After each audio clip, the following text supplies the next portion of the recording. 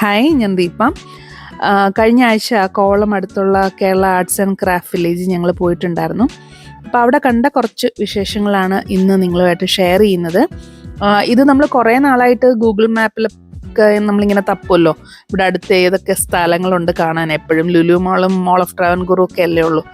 അപ്പം അങ്ങനെ തപ്പി കണ്ടുപിടിച്ച ഒരു സ്ഥലമാണ്. അപ്പം ഇത് ഏതാണ്ട് 8.5 ഏക്കറിൽ സ്ഥിതി ചെയ്യുന്നൊരു സംഭവമാണ്. അതിന് എനിക്ക് തോന്നുന്നു അവിടെ എൻട്രി ഫീ വന്നിട്ട് പെർ ഹെഡ് 100 ആയിരുന്നെന്ന് തോന്നുന്നു. പിന്നെ പാർക്കിംഗ് ഒരു 30 രൂപ. മൊബൈൽ അല്ലാതെ ക്യാമറ എടുക്കണമെങ്കിൽ 250 രൂപയാണെന്ന് തോന്നുന്നു. അപ്പോൾ അതെല്ലാം കഴിഞ്ഞ് നമ്മൾ അകത്ത് കയറി കഴിഞ്ഞാൽ ഇതുപോലൊരു നല്ലൊരു അടിപൊളി ഒരു കെട്ടിടമാണ്.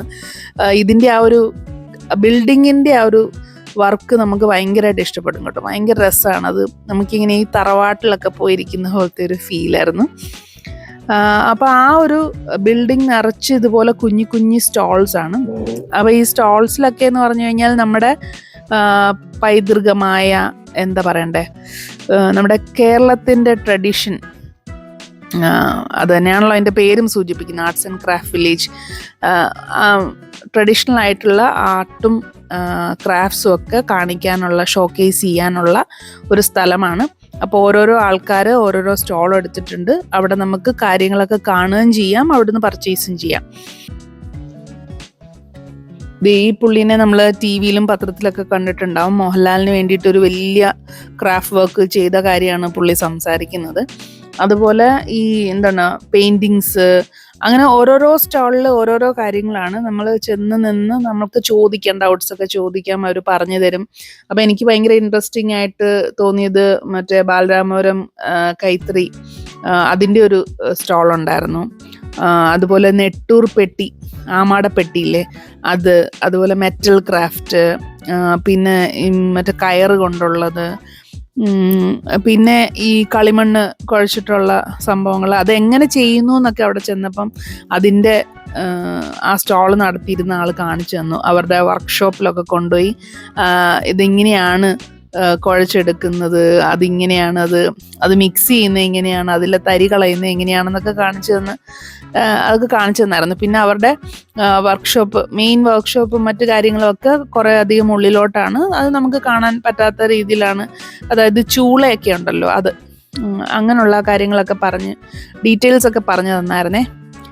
ഞങ്ങൾ പിന്നെ ഞങ്ങളുടെ യൂഷ്വൽ കുറച്ച് ഇൻസ്റ്റഗ്രാം റീൽസിനുള്ള കാര്യങ്ങളൊക്കെ, നല്ല സ്ഥലമായതുകൊണ്ട് കുറച്ചധികം വീഡിയോസും ഫോട്ടോസും ഒക്കെ എടുത്ത് കളിക്കലായിരുന്നു. എൻ്റെയും അന്നയുടെയും ഒരു ഹോബി എന്ന് പറയുന്നത്. അന്നയും ബിജുവും കൂടെ ഏതോ ഒരു സ്ഥലത്ത് പോയി അവർ അങ്ങനെ സെറ്റിലായി, അവിടെ അങ്ങ് ഇരിപ്പായി. നല്ല രസമുള്ള സ്ഥലമാണ്. നട്ടുച്ചയ്ക്കായിട്ടും അങ്ങനെ വെയിലൊന്നും തോന്നാത്ത രീതിയിൽ നല്ല ഒരു കൂളായിട്ടുള്ളൊരു സ്ഥലമാണേ.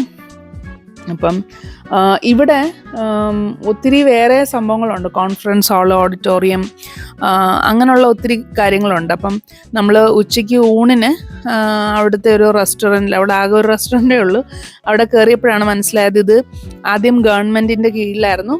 പിന്നീട് ഇതിപ്പോൾ ഊരാളുങ്കൽ എന്ന് പറയുന്ന ലേബർ കോപ്പറേറ്റീവ് സൊസൈറ്റിയോ അങ്ങനെ എന്തോ, ആ ഒരു സൊസൈറ്റിയുടെ കീഴിലാണ് വരുന്നത്.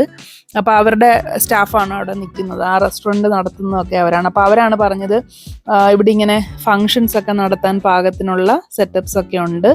വന്നു കഴിഞ്ഞാൽ ചെറിയ വെഡ്ഡിങ് അല്ലാതെയുള്ള ഫങ്ഷൻസ് ഒക്കെ ഇല്ലേ, അതൊക്കെ അവിടെ നടത്താൻ പറ്റും. പിന്നല്ലാതെ കളരി അക്കാഡമി എന്തൊക്കെ ഉണ്ടെന്ന് പറഞ്ഞിട്ട് ഞങ്ങൾ ഊണ് കഴിഞ്ഞ് ഞങ്ങൾ മുകളിലോട്ട് കയറി. അപ്പോൾ അവിടെ ഇപ്പോൾ കണ്ടതാണ് സൺസെറ്റ് പോയിന്റ്. അവിടെ നിന്ന് സൺസെറ്റ് കാണാം. അവിടെ നിന്ന് നമുക്ക് നേരെ നോക്കിക്കഴിഞ്ഞാൽ കടൽ കാണാൻ പറ്റുമായിരുന്നു. അപ്പോൾ അത് കണ്ടു. പിന്നെ അവിടെ ഒരു ആരും ഉപയോഗിക്കാത്ത ഒരു പാർക്കും കിട്ടി നമുക്ക്. കുറച്ചു നേരം അവിടെ എല്ലാം കളിച്ച് വെച്ച് പിന്നെ ഞങ്ങൾ കളരി അക്കാഡമിയൊക്കെ തപ്പിപ്പോയി. പക്ഷേ അതൊന്നും വർക്കിംഗ് അല്ലായിരുന്നെന്ന് തോന്നുന്നു. കുറേ അധികം പട്ടികളെ മാത്രമാണ് കണ്ടത്. അവിടെ കൺസ്ട്രക്ഷനൊക്കെ നടക്കുന്നതുകൊണ്ട് എനിക്ക് തോന്നുന്നു അത് തൽക്കാലത്തേക്ക് നിർത്തി വെച്ചേക്കുവാന്ന് തോന്നുന്നു. പിന്നെ ഞങ്ങൾ താഴെ ഇറങ്ങിയിട്ട് ആർട്ട് എംപോറിയം ഉണ്ടായിരുന്നു. ഇതുവരെ കണ്ടേക്കുന്ന എല്ലാ സ്റ്റോളിലെയും പല പല സാധനങ്ങളെല്ലാം കൂടെ ഒരുമിച്ച് ഒരു സ്ഥലത്ത് വെച്ചിട്ടുണ്ട് സെയിലിനായിട്ട്. നമുക്ക് ഫോട്ടോയൊക്കെ എടുക്കാം, കാണാം, അതിൻ്റെയൊക്കെ റേറ്റ് നമ്മുടെ കൈ പൊള്ളും എന്നുള്ളതാണ്.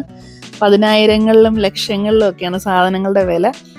പക്ഷെ രസമാണ്. ഇതുവരെ അങ്ങനെ പിള്ളേർക്കൊക്കെ ഈ എന്താണ് ഈ ആറന്മുള കണ്ണാടി എന്നൊക്കെ പറയുമ്പോഴത്തേക്കും നമുക്കിങ്ങനെ നേരിട്ട് കാണിക്കുമ്പോൾ നമുക്കൊക്കെ പണ്ട് ഇൻട്രസ്റ്റ് ആണെങ്കിൽ ഇവർക്കൊക്കെ അത്ര ഇൻട്രസ്റ്റ് ആവണമെന്നില്ല. അപ്പം നേരിട്ട് കാണുമ്പോൾ അവർ പിന്നെയും ഇതിനെപ്പറ്റിയൊക്കെ ഒന്ന് ഓക്കെ ഇങ്ങനെയൊക്കെ സാധനങ്ങളുണ്ട് എന്നൊരു ഇതിലേക്കെങ്കിലും വരുമല്ലോ. അപ്പോൾ അന്ന ഭയങ്കര ഇൻട്രസ്റ്റിംഗ് ആയിട്ട് എല്ലാ കാര്യങ്ങളും നോക്കുന്നുണ്ടായിരുന്നു. എനിക്ക് ആസ് യൂഷ്വൽ ഒട്ടും ഇൻട്രസ്റ്റ് ഇല്ലായിരുന്നു. പിന്നെ നമ്മൾ കുറേയധികം ഫോട്ടോസൊക്കെ എടുത്തു, നമ്മുടെ സ്ഥിരം പരിപാടി. അപ്പോൾ അതാണ്. എപ്പോഴായിരുന്നു നമ്മളൊരു 11-12 മണിക്കാണ് ചെന്നത്. ഏതാണ്ടൊരു 2-3 മണിയൊക്കെ ആയപ്പോഴത്തേക്കും നമ്മൾ അവിടുന്ന് തിരിച്ചിറങ്ങി. ഒരുവിധപ്പെട്ട എല്ലാം നമ്മൾ കവർ ചെയ്തു. പിന്നെ നമ്മുടെ കൂടെ കുറേ അധികം ഫോറിനേഴ്സും ഉണ്ടായിരുന്നു. അല്ലാതെ ഭയങ്കര ഒരു എനിക്ക് തോന്നുന്നു നമ്മൾ ദിവസം എങ്ങാണ്ടാ പോയത്, ഒരു ചൊവ്വാഴ്ച ബുധനാഴ്ച അങ്ങനെയാണ് പോയത്. അതുകൊണ്ടാണോ ആളില്ലാതിരുന്നതെന്ന് എനിക്കറിയത്തില്ല. എനിക്ക് തോന്നുന്നു കോവളത്തേക്ക് പോകുന്ന എല്ലാവർക്കും ഒരു കുറച്ച് നേരം പോയി ഒന്ന് സ്പെൻഡ് ചെയ്യാൻ പറ്റിയ ഒരു സ്ഥലം തന്നെയാണ്. ഭയങ്കര വെയിലൊന്നും ഇല്ല, നമുക്ക് അത്യാവശ്യം വിയർക്കാതെ കണ്ടു തീർത്തിങ്ങി പോരാം. പിന്നെ പിള്ളേർക്ക് ഇത് എന്തുകൊണ്ടും നല്ലതായിരിക്കും. പിന്നെ എന്നെപ്പോലെ ഇതിൽ ഇൻട്രസ്റ്റ് ഉള്ള ആൾക്കാർക്കും ഇത് നല്ലതായിരിക്കും. അപ്പം ഞങ്ങൾക്ക് ഇഷ്ടപ്പെട്ടു അത്യാവശ്യം. അപ്പം നിങ്ങൾക്കും ഈ വീഡിയോ ഇഷ്ടപ്പെട്ടു അല്ലെങ്കിൽ ഉപകാരപ്പെട്ടു എന്ന് കരുതുന്നു.